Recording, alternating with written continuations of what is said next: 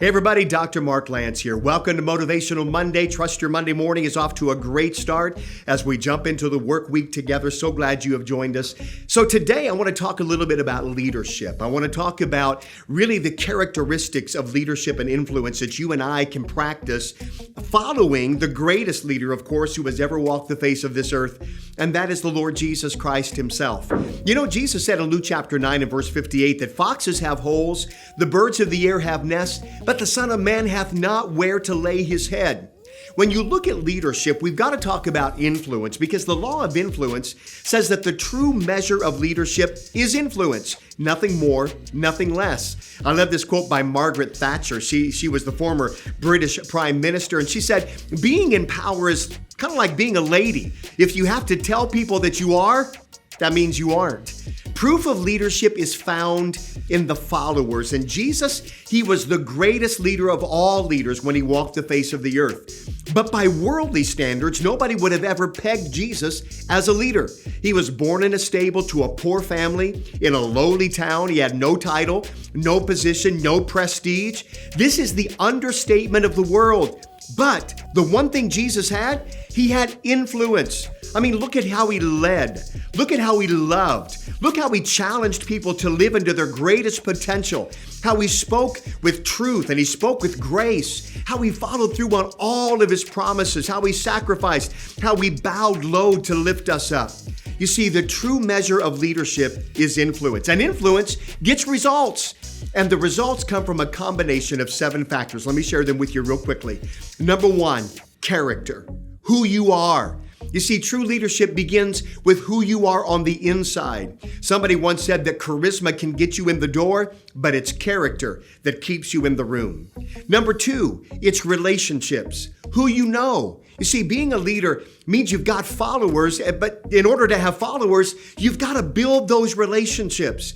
Your effectiveness at building relationships speaks into your strength as a leader. Number 3, knowledge. What you know. Knowledge alone doesn't make you a leader, but you definitely need knowledge to become one.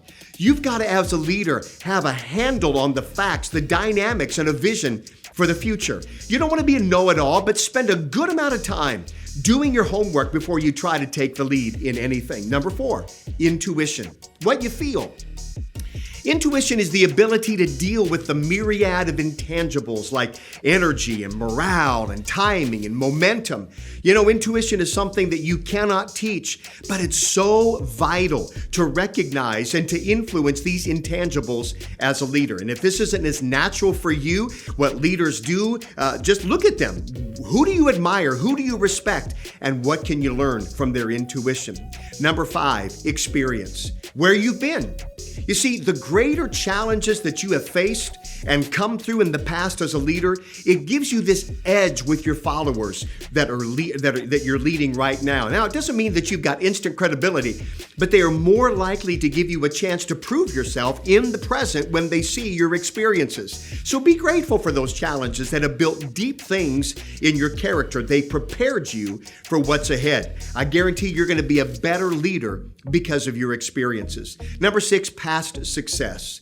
You see, what you've done, it takes time to build this track record of success. So keep stepping out of your comfort zone. Keep taking risks. Learn, grow from the opportunities that are given to you. And as you succeed, people are going to grow in their trust of your leadership ability. And the last thing is this, ability. What you can do. You see, what you're capable of doing, it's extremely important for your followers. Can you lead a team to victory? That tends to be the bottom line for people to actually listen to you, to follow you as their leader. Because if you can't deliver, guess what? They're going to look somewhere else. And remember, my friend, you will never arrive in this ever journey of leadership. Keep developing yourself. Keep working on yourself. Keep working on the best influence that you can possibly be. And I believe God is going to develop that influence and leadership within you that's going to take you to the greatest life that you can possibly live. So God bless you this week. I want all of you, no matter who you are, to work on yourself and your leadership and keep coming back here every single Monday as together we chase the life we were created to live.